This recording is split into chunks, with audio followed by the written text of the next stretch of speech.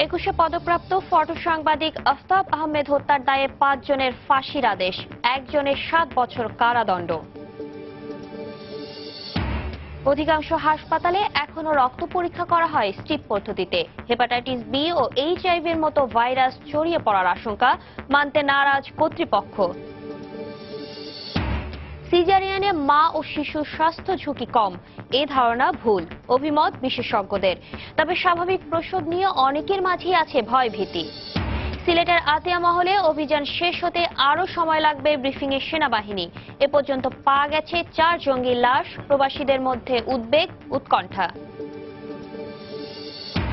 এবং দ্বিতীয় ওয়ানডেতে আজ শ্রীলঙ্কার মুখোমুখি হবে বাংলাদেশ। এ ম্যাচে সিরিজ নিশ্চিত করতে চায় টাইগাররা।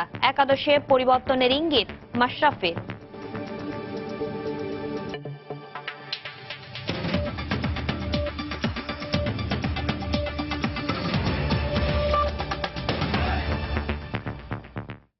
সময় সংবাদের সঙ্গে আছি আমি শাতিলা শারমিন। 21 পদকপ্রাপ্ত ফটো সাংবাদিক আফতাব আহমেদ হত্যা মামলায় 5 জনকে ফাঁসি এবং একজনকে 7 বছরের কারাদণ্ড দিয়েছেন দ্রুত বিচার ট্রাইব্যুনাল 4। সকালে দ্রুত বিচার ট্রাইব্যুনালের বিচারক আব্দুর রহমান সর্দার এ রায় দেন। 2013 সালের 25 ডিসেম্বর রাজধানীর রামপুরার ওয়াবদা রোডে নিজ বাসা থেকে হাত পা বাঁধা অবস্থায় উদ্ধার করা হয় ইত্তেফাকের সাবেক এ আলোকচিত্র সাংবাদিকের মরদেহ। পরে তার পরিবার রামপুরা থানায় অজ্ঞাত 6 জনের নামে মামলা দায়ের করেন। 2006 সালে 21 পদক পাওয়া প্রবীণ সাংবাদিক আফতাব একাই থাকতেন তার বাসায়।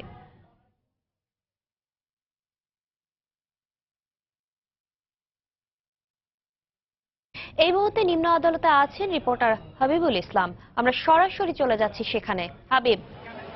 শাতিল, আপনি জানেন যে সাংবাদিক আফতাব আহমেদ এদেশের একজন গুণী ফটোগ্রাফার ছিলেন এবং তিনি বিভিন্ন পত্রিকা, তার জীবদ্দশায় বিভিন্ন পত্রিকায় কাজ করে সুনাম অর্জন করেছেন, যার খ্যাতি তিনি পেয়েছেন। 21 পদক সহ অসংখ্য খ্যাতি পুরস্কারে ভূষিত হয়েছেন এবং তার যশ খ্যাতি সম্পর্কে বলবার আর কিছু নেই।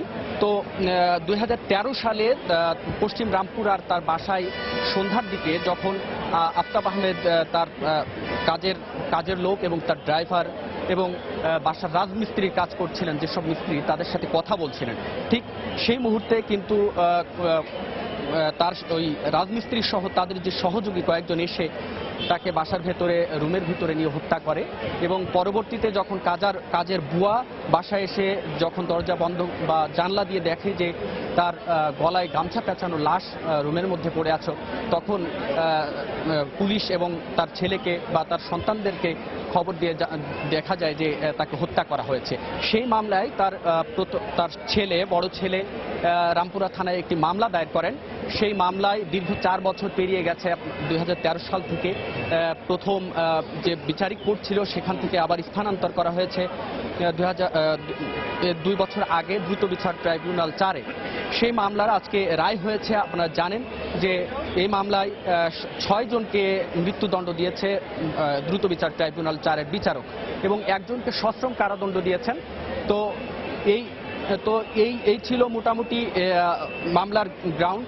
তো রায়ের পরপরই কিন্তু আসামি পক্ষের আইনজীবীরা বলেছেন যে এই রায়ে তারা ক্ষুব্ধ প্রতিক্রিয়া জানিয়েছেন আমাদের সাথে এবং তারা এই রায়ের বিরুদ্ধে তারা আপিল করবেন হাইকোর্টে, এটিও তারা আমাদেরকে জানিয়েছেন। এছাড়া বাদী পক্ষের আইনজীবী এবং বাদীর মেয়ে তিনি আমাদেরকে জানিয়েছেন যে এই রায় তারা সন্তুষ্ট এবং যে সমস্ত আসামিরা এখন 4 জন আসামি জেলে রয়েছেন তাদেরকে জন্য দ্রুত এই রায় কার্যকর করা হয়। এছাড়া মোট 7 জনকে যে চার্জশিটভুক্ত আসামি করা হয়েছিল তাদের মধ্যে 3 জনকে এখনো ধরতে পারে নাই বা তারা পলাতক রয়েছেন, তাদেরকে যেন দ্রুত ধরে এবং তাদেরকে যেন এই ফাঁসি কার্যকর করা হয়, তাদেরকেও যেন সর্বোচ্চ সাজায় ভূষিত করা হয়। যে একজনকে 7 বছর কারাদণ্ড দেওয়া হয়েছে তার বিষয়েও তার বাদীর মেয়ে বলেছেন যে তাকেও যেন এই সর্বোচ্চ সাজা আপিল বিভাগে বা পরবর্তী স্টেপে যেন দেওয়া হয়। তো মোটামুটি এই ছিল এখানকার সর্বশেষ অবস্থা। আর আমরা আসামিপক্ষের আইনজীবী আমার সাথে রয়েছেন, যিনি একজনের পক্ষে ছিলেন, তার সাথে যদি একটু আমরা জানতে চাই যে আপনি এই রায়ে কতটুকু সন্তুষ্ট বা আপনার রায়ের প্রতিক্রিয়াটা? আমি এই রায়ের প্রতি সংক্ষুব্ধ। কেন? এই আমি আশা করি আমার অবজারভেশনটা হচ্ছে যে এটা আমার আসামি ন্যায় বিচার পায় নাই। যদি ন্যায় বিচার পেত তাহলে এই আমার আসামি সম্পূর্ণ খালাস পেত। পরবর্তী আমরা এই রায়ের বিরুদ্ধে আপিল করব, হাইকোর্টের রিভিশনে আপিল করব। তো আপনারা যেমনটি শুনছিলেন যে আসামি পক্ষের একজন আইনজীবী আমার সাথে রয়েছেন, তিনি বললেন যে এই রায়ে তিনি সংক্ষুব্ধ এবং পরবর্তীতে তারা আপিল করবেন এবং সেখানে আপিলে হয়তো তার আসামি নির্দোষ প্রমাণিত হবে এমনটি তারা আশা করছেন। তো সাথীরা, এই ছিল মোটামুটি ঢাকার জজ কোর্টে এই যে রায়টি হয়েছে আফতাব আহমেদ হত্যা মামলার, সেই রায়ের সর্বশেষ। 21 পদকপ্রাপ্ত চিত্র সাংবাদিক আফতাব আহমেদ হত্যা মামলার রায় হয়েছে, সেই রায় সম্পর্কে আমাদেরকে বিস্তারিত জানাচ্ছিলেন সহকর্মী হাবিবুল ইসলাম। তিনি ছিলেন মহানগর দায়রা জজ আদালতে। সিলেটের আতিয়া মহলে সেনাবাহিনীর অপারেশন টয়লাইটের ৪র্থ দিনের অভিযান চলছে।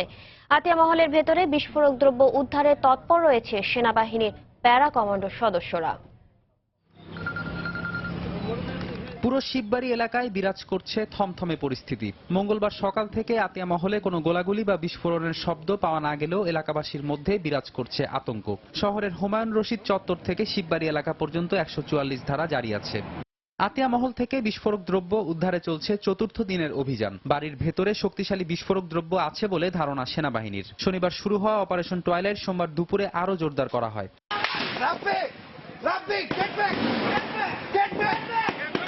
কৌশল পরিবর্তন করে বাড়ির ভেতরে ঢুকে সেনাবাহিনী। পরে বাড়ির ভেতর থেকে জঙ্গি কাউসার ও মর্জিনার মরদেহ বের করে পুলিশের কাছে হস্তান্তর করা হয়। এদিকে গ্রেনেড হামলার ঘটনায় সিলেটের মোগলাবাজার থানায় পুলিশ বাদী হয়ে একটি মামলা করেছে। অভিযানে জঙ্গি আস্তানা আতিয়া মহল থেকে 21 শিশু সহ 78 জন বেসামরিক লোককে উদ্ধার করেছে সেনাবাহিনী।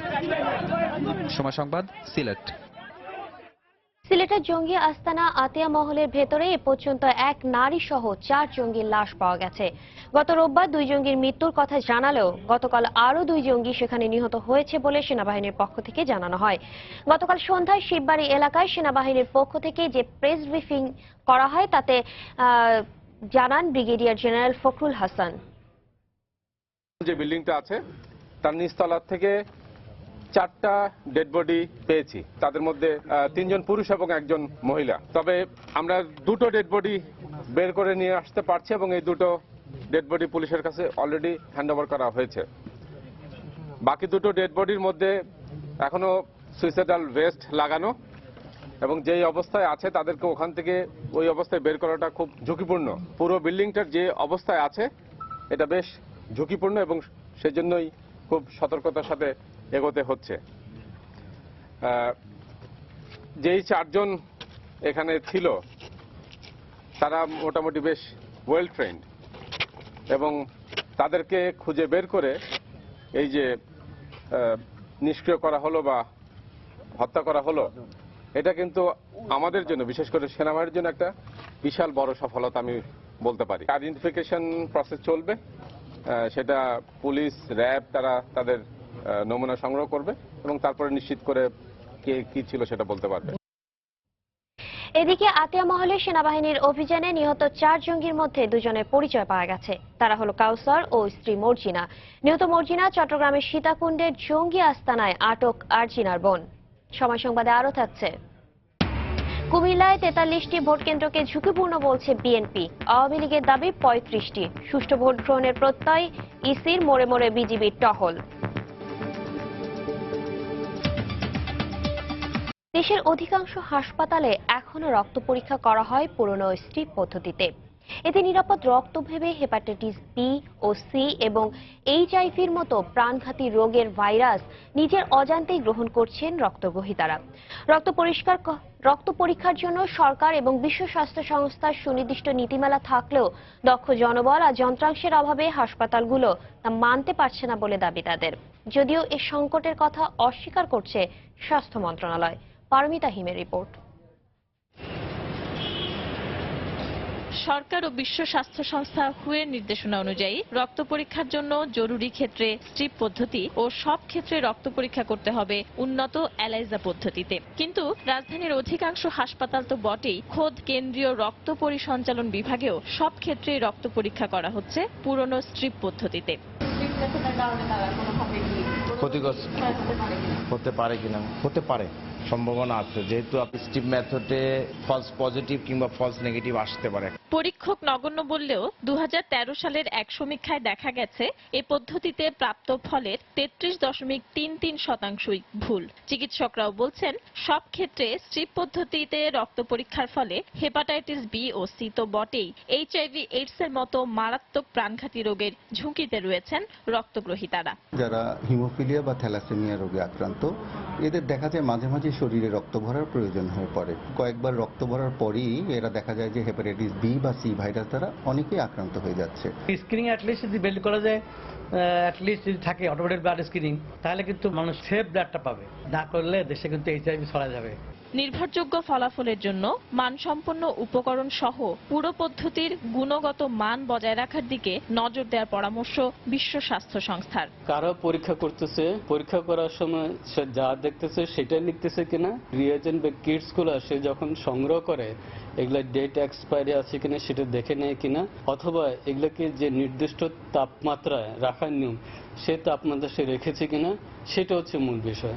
যদিও স্বাস্থ্য মন্ত্রণালয় বলছে এ বিষয়ে সরকারের পক্ষ থেকে জোরালো পদক্ষেপ নেওয়া হয়েছে, কিন্তু কেন্দ্রীয় রক্ত পরিসঞ্চালন বিভাগের প্রধান বলছেন একেবারেই উল্টো কথা। জেলা হাসপাতালে যে লেটেস্ট টেকনোলজি ব্লাড টেস্ট করা ইলিশা মেথড, সেটা আমরা ব্যবহার করে থাকি।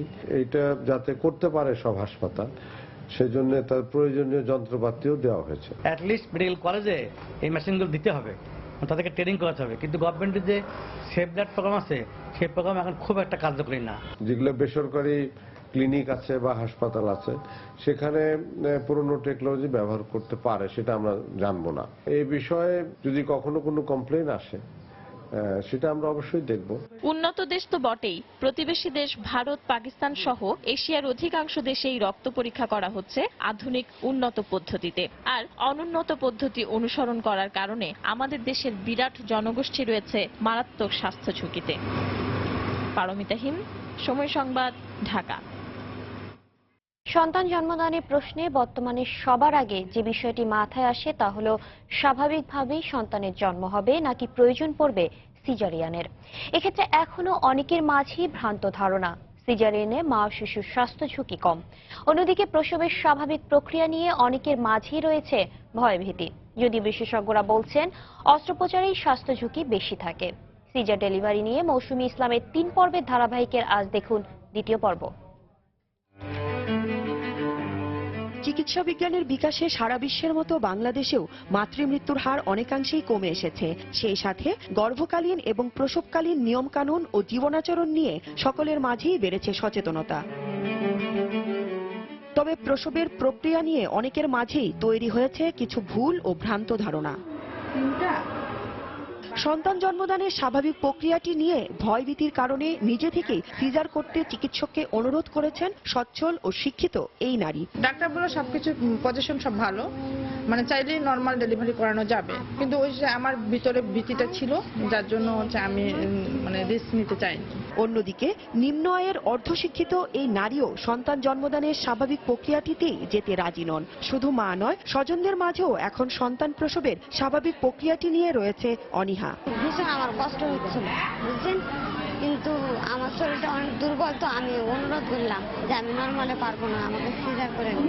আমার ওয়াইফ প্রথমে নর্মালি চাচ্ছিলেন, তো পরবর্তীতে হঠাৎ কি কারণে নার্ভাস হয়ে গেছে আমি বুঝি নাই। প্রফেসর ম্যাডাম বুঝিয়ে বললো, পরে যাক আমরা নর্মালি করলাম আর কি।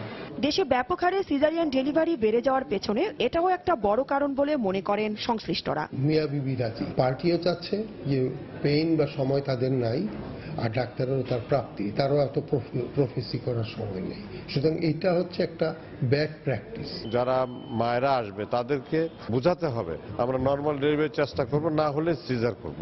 মানে এইভাবে অনুপ্রাণিত করার চেষ্টা আছে এবং নির্দেশনাও দেওয়া আছে। প্রচারণা বৃদ্ধি করেছে যাতে কিনা মায়েরা নর্মাল ডেলিভারির দিকে যায়, সিজার থেকে বিরত থাকে। স্বাস্থ্য সংশ্লিষ্টরা আরো বলছেন, ব্যাপক প্রচারণা আর সচেতনতাই পারে দেশে আশঙ্কাজনক হারে বেড়ে যাওয়া সিজারিয়ান ডেলিভারির হার কমাতে। সারা বিশ্বে যেখানে নর্মাল ডেলিভারির প্রতি আগ্রহ বাড়ছে, সেখানে বাংলাদেশে যেন ঠিক তার উল্টোটি ঘটছে।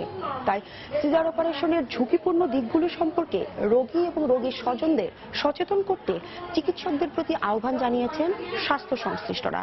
সেই সাথে সিজার অপারেশনের ক্ষতিকারক দিকগুলো সম্পর্কে সচেতন হতে হবে রোগী এবং রোগীর স্বজনদেরও। মৌসুম ইসলাম, সময় সংবাদ, ঢাকা। শেষ দিনের প্রচারণায় ব্যস্ত সময় পার করছেন কুমিল্লা সিটি কর্পোরেশন নির্বাচনের কাউন্সিলর ও মেয়র প্রার্থীরা। ভোটারদের দাঁড়ে দাঁড়িয়ে গিয়ে ভোট চাওয়ার পাশাপাশি নানা প্রতিশ্রুতিও দিচ্ছেন তারা। সকাল 10টার পর আওয়ামী লীগের প্রার্থী আঞ্জুমান সুলতানা সীমা নগরীর বিভিন্ন স্থানে প্রচারণা চালান। এ সময় ভোটারদের সমস্যার কথা শোনেন এবং নির্বাচিত হলে সমাধানের আশ্বাস দেন। শেষ দিনের প্রচারণা চালান অন্যান্য রাজনৈতিক দলের প্রার্থীরাও। এদিকে কুমিল্লা নগরীর বেশ কয়েকটি এলাকার কাউন্সিলর প্রার্থীদের বাড়িঘরে প্রতিপক্ষরা হামলা চালিয়েছে বলে অভিযোগ পাওয়া গেছে। 25 নম্বর ওয়ার্ডে 2 কাউন্সিলর প্রার্থীর সমর্থকদের মধ্যে ধাওয়া পাল্টা ধাওয়ার ঘটনায় 2 জন আহতের খবর পাওয়া গেছে। অন্যদিকে আইন শৃঙ্খলা নিয়ন্ত্রণে 26 প্লাটুন বিজিবি মোতায়েন করেছে নির্বাচন কমিশন।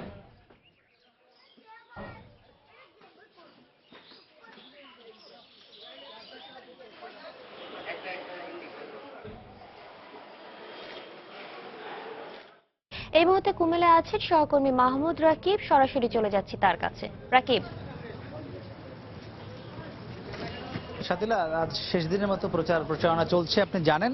তো সকাল থেকে আমরা দেখেছি আওয়ামী লীগের মেয়র প্রার্থী যিনি আছেন আঞ্জুম সুলতানা সীমা, তিনি কিন্তু নগরীর 25, 26, 27 নম্বর ওয়ার্ড অর্থাৎ নগরীর একদম শেষ প্রান্তে বাখরাবাদ এলাকায় জনগণের সাথে সাথে গিয়ে কথা বলছেন, ভোটারদের কাছে গিয়ে ভোট চাইছেন। এবং তিনি যে বিষয়টি শেষ পর্যন্ত এসে বলছেন যে সরকারের যে উন্নয়ন কার্যক্রম দেশব্যাপী চলছে তা অব্যাহত রাখার জন্য তিনি সাধারণ মানুষের কাছে ভোট চেয়েছেন।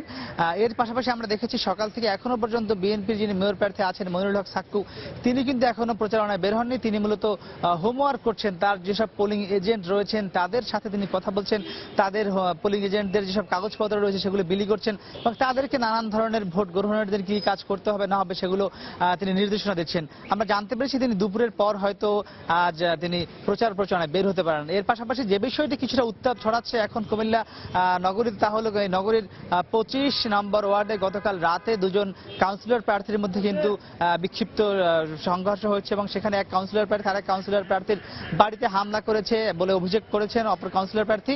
এবং সেখানে অনেক নামে একজন যুবক যার বয়স 15 থেকে 20 বছরের মধ্যে, তাই তিনি গুলিবিদ্ধ হয়ে কিন্তু এই মুহূর্তে হাসপাতালে ভর্তি রয়েছেন, যে বিষয়টি নিশ্চিত করেছেন ওই হাসপাতালের ডাক্তার। শুধু সব মিলিয়ে বুঝতেই পারছেন কিছুটা উত্তাপ ছড়াচ্ছে শেষ মুহূর্তে এসে কুমিল্লা সিটি কর্পোরেশন নির্বাচনে।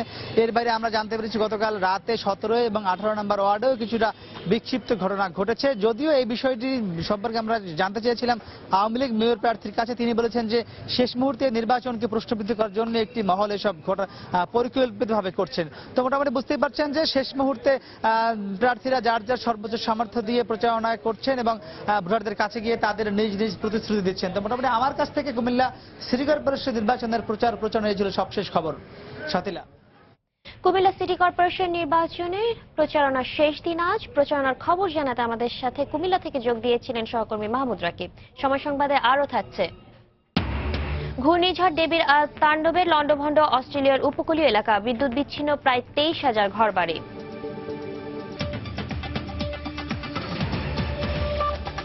আগামীকাল ফরিদপুর যাবেন প্রধানমন্ত্রী শেখ হাসিনা। তার আগমনকে কেন্দ্র করে শহরে সাজ রব বিরাজ করছে।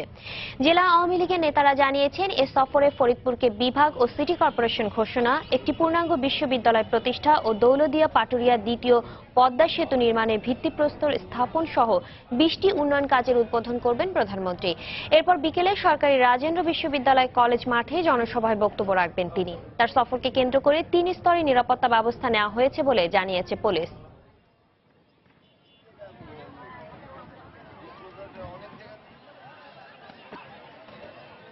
আগুন লাগার ঘটনায় বাংলাদেশ ব্যাংকের গঠিত তদন্ত কমিটির প্রতিবেদন আজ জমা দেওয়ার কথা রয়েছে। তবে প্রতিবেদনটি কখন জমা দেওয়া হবে সে বিষয়ে বাংলাদেশ ব্যাংকের পক্ষ থেকে নিশ্চিতভাবে কিছু জানানো হয়নি। এদিকে ফায়ার সার্ভিসের গঠিত তদন্ত কমিটির রিপোর্ট আগামী বৃহস্পতিবারের মধ্যে জমা দেওয়ার কথা রয়েছে। গত বৃহস্পতিবার আগুন লাগার পর 5 দিন পর প্রায় প্রতিদিনই র্যাব, পুলিশ, ফায়ার সার্ভিস, কেন্দ্রীয় ব্যাংকের প্রধান কার্যালয় পরিদর্শন করছেন। মতিঝিল থানায় দুর্ঘটনার একদিন পর একটি সাধারণ ডায়েরি করা হয়। গত বৃহস্পতিবার রাতে বাংলাদেশ ব্যাংকের অ্যানেক্স ভবনের 14 তলার বৈদেশিক মুদ্রানীতি বিভাগে আগুন লাগে। ফায়ার সার্ভিসের প্রায় 2 ঘন্টার চেষ্টায় আগুন নিয়ন্ত্রণে আসে।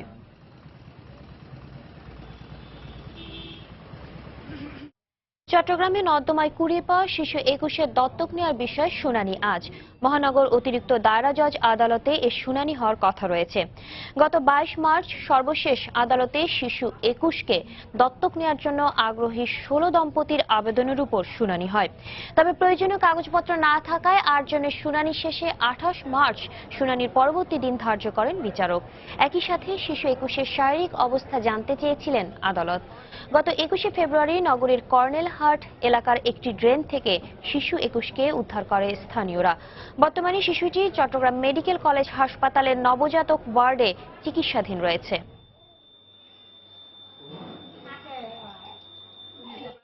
দুর্ঘটনা এড়াতে বর্ষার আগেই চট্টগ্রামের মতিঝর্ণা পাহাড়ে ঝুঁকিপূর্ণ বসবাসকারীদের উচ্ছেদে অভিযান চলছে। এই মুহূর্তে সেখানে আছেন রিপোর্টার কমল দে। বিস্তারিত জানতে সরাসরি চলে যাচ্ছি তার কাছে। কমল,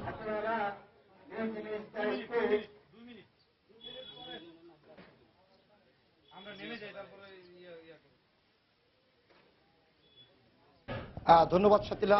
বন্দরনগরী চট্টগ্রামের লালখান বাজার, মতিঝর্ণা এবং বাটালি হিলে বাসিন্দারা পাহাড়ের পাদদেশে ঝুঁকিপূর্ণ অবস্থায় বসবাস করছে, তাদেরকে সরিয়ে নেওয়ার কাজ শুরু করেছে চট্টগ্রামের জেলা প্রশাসন। আপনি জানেন যে বর্ষা মৌসুমে কিন্তু প্রতি বছরই কিন্তু এখানে ব্যাপক প্রাণহানির ঘটনা ঘটে পাহাড় দোষে, আর তারই প্রেক্ষিতে এবার ঠিক বর্ষার শুরুর আগে শুরু হয়েছে এই কার্যক্রম। এই কিছুক্ষণ আগে নির্বাহী ম্যাজিস্ট্রেট 3 জন ম্যাজিস্ট্রেটের নেতৃত্বে এই কার্যক্রম শুরু হয়েছে। কার্যক্রমের অংশ হিসেবে প্রথম পর্যায়ে আমরা দেখতেছি এখানে যারা পানির যে সংযোগ রয়েছে, বিদ্যুৎ সংযোগ রয়েছে, সেগুলো তারা বিচ্ছিন্ন করছেন।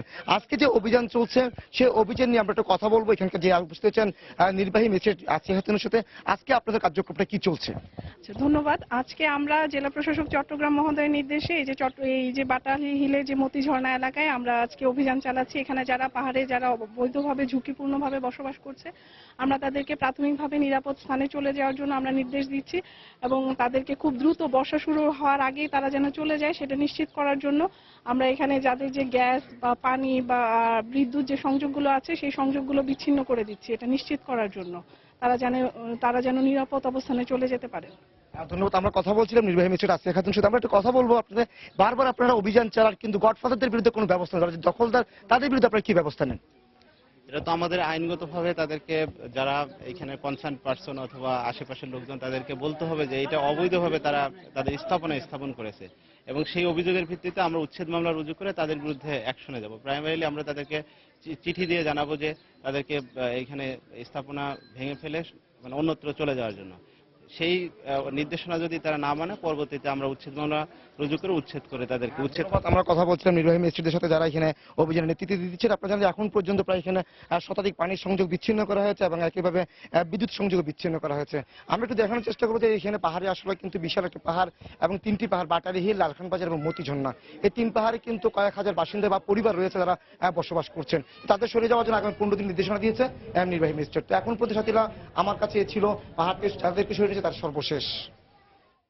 দুর্ঘটনা এড়াতে বর্ষার আগেই চট্টগ্রামের মতিঝর্ণা পাহাড়ে উচ্ছেদ অভিযান চলছে, সে সম্পর্কে জানাচ্ছিলেন রিপোর্টার কমল দে। দেশের বাইরের খবর। শক্তিশালী ঘূর্ণিঝড় ডেবির আঘাতে লন্ডভন্ড অস্ট্রেলিয়ার কুইন্সল্যান্ডের উপকূলীয় এলাকা। এখন পর্যন্ত হতাহতের কোনো খবর পাওয়া যায়নি। স্থানীয় সময় মঙ্গলবার দুপুরে ঘন্টায় প্রায় 263 কিলোমিটার বেগে উপকূলীয় শহরগুলোতে আঘাত হানে ঘূর্ণিঝড়টি।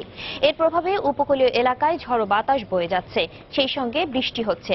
দেখা দিয়েছে ভূমিধস, বিদ্যুৎ বিচ্ছিন্ন প্রায় 23,000 ঘরবাড়ি। এরই মধ্যে উপকূলীয় শহর ইয়ার্লি বিচ থেকে সরিয়ে নেওয়া হয়েছে প্রায় 30,000 মানুষকে। এর আগে সোমবার মধ্যরাতে ঘূর্ণিঝড়ে ডেবিকে ক্যাটাগরি 4 হিসেবে ঘোষণা করে সর্বোচ্চ সতর্কতা জারি করে কর্তৃপক্ষ।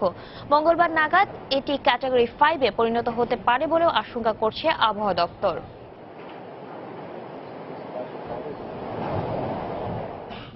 মিয়ানমারে রোহিঙ্গা মুসলিমদের নাগরিকত্ব দিতে অস্বীকৃতি জানিয়েছেন দেশটির সেনাপ্রধান মিন অং লেইং। একই সঙ্গে দেশটির রাখাইন প্রদেশে চালানো রোহিঙ্গা বিরোধী অভিযানের পক্ষেও যুক্তি তুলে ধরেন তিনি। সোমবার মিয়ানমারের সশস্ত্র বাহিনী দিবস উপলক্ষে দেওয়া ভাষণে মিন অং লেইং বলেন, মিয়ানমারে কোনো রোহিঙ্গা নেই। রাখাইন রাজ্যে যাদেরকে রোহিঙ্গা বলা হচ্ছে তারা বাংলাদেশ থেকে আসা শরণার্থী বলেও দাবি করেন সেনাপ্রধান। সম্প্রতি রোহিঙ্গা মুসলিমদের বিরুদ্ধে দেশটির সেনাবাহিনীর মানবাধিকার লঙ্ঘনের অভিযোগ তদন্তে জাতিসংঘ মানবাধিকার কাউন্সিলের পক্ষ থেকে মিয়ানমারে এক বিশেষ অনুসন্ধান কমিটি পাঠানোর প্রস্তাব দেওয়া হলে তা প্রত্যাখ্যান করে মিয়ানমার কর্তৃপক্ষ।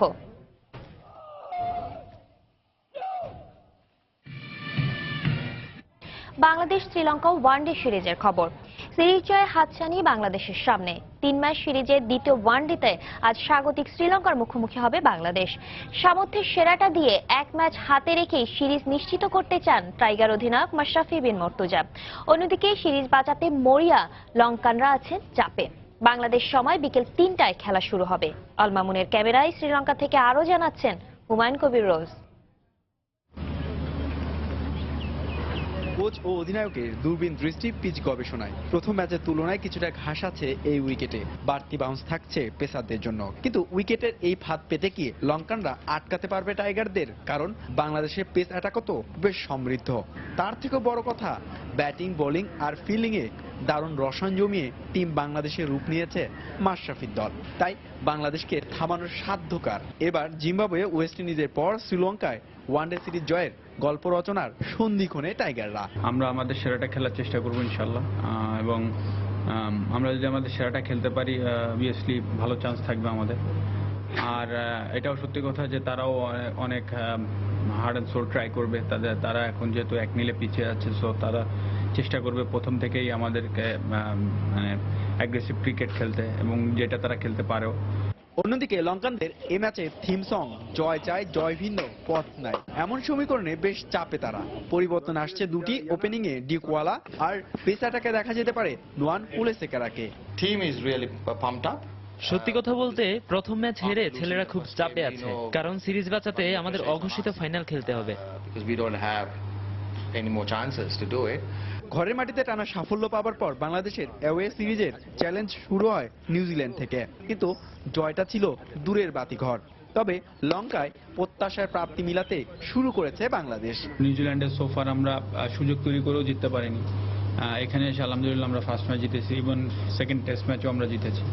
সো অবভিয়াসলি আমার যেটা মনে হয় স্লো ইমপ্রুভ হবে, যেটা সব অন্যান্য সব স্টাবলিশড দেশেরও হয়ে এসেছে, যে বাইরের দেশে যে একবারে আপনি সব জিততে পারবেন না। সিরিজ জয়ের মিশনের এই ম্যাচে কোচ হাতুরু সিং এ চমক দিতে পারেন তার সেরা একাদশে। হাতের রেখা দেখে নাকি ভবিষ্যৎবাণী করে দিতে পারেন জ্যোতিষী। কিন্তু কলম্বো টেস্টে হারের পর ডাম্বুলায় প্রথম ওয়ানডে হেরে ঘরের মাটিতে সিরিজ হারার দারুণ শঙ্কায় পড়েছে শ্রীলঙ্কা। এমন অবস্থায় তারা একটি জয়ের খোঁজে ক্রিকেট জ্যোতিষীর কাছে শরণাপন্ন। তবে তাতে কি এতটুকু লাভ হবে? কারণ আহত বাঘেরা যে সিংহের ডেরা করতে চাইছে তছনছ। রাঙ্গিরির ডাম্বুলা ইন্টারন্যাশনাল স্টেডিয়াম থেকে হুমায়ুন কবির রোজ, সময় সংবাদ, শ্রীলঙ্কা। এ পর্যায়ে শীর্ষ সংবাদ জানিয়ে দিচ্ছে আরেকবার। 21শে পদকপ্রাপ্ত ফটো সাংবাদিক আফতাব আহমেদ হত্যার দায়ে 5 জনের ফাঁসির আদেশ, 1 জনের 7 বছর কারাদণ্ড। সিলেটের আতিয়া মহলে অভিযান শেষ হতে আরো সময় লাগবে, ব্রিফিংয়ে সেনাবাহিনী। এ পর্যন্ত পাওয়া গেছে 4 জঙ্গির লাশ, প্রবাসীদের মধ্যে উদ্বেগ, উৎকণ্ঠা। অধিকাংশ হাসপাতালে এখনো রক্ত পরীক্ষা করা হয় স্ট্রিপ পদ্ধতিতে। হেপাটাইটিস বি ও HIV-র মতো ভাইরাস ছড়িয়ে পড়ার আশঙ্কা মানতে নারাজ কর্তৃপক্ষ। সিজারিয়ানে মা ও শিশুর স্বাস্থ্য ঝুঁকি কম, এ ধারণা ভুল, অভিমত বিশেষজ্ঞদের। তবে স্বাভাবিক প্রসব নিয়ে অনেকের মাঝেই আছে ভয়ভীতি। এবং দ্বিতীয় ওয়ানডেতে আজ শ্রীলঙ্কার মুখোমুখি হবে বাংলাদেশ। এ ম্যাচে সিরিজ নিশ্চিত করতে চায় টাইগাররা। একাদশে পরিবর্তনের ইঙ্গিত মাশরাফির। এই ছিল এখনকার মতো। যে কোনো খবর পেতে ভিজিট করুন সময়নিউজ.tv। যে কোনো বাংলা লিংক ও রবি নম্বর থেকে সময় সংবাদের খবর, অনুষ্ঠান সম্পর্কে জানতে এবং যে কোনো তথ্য সময় সংবাদকে জানতে ডায়াল করুন 16242 নম্বরে। এছাড়া এইমাত্র পাওয়া খবর মোবাইলে পেতে SMS করুন *দিয়ে লিখে পাঠিয়ে দিন 16242 নম্বরে। সঙ্গে থাকুন সময়ের।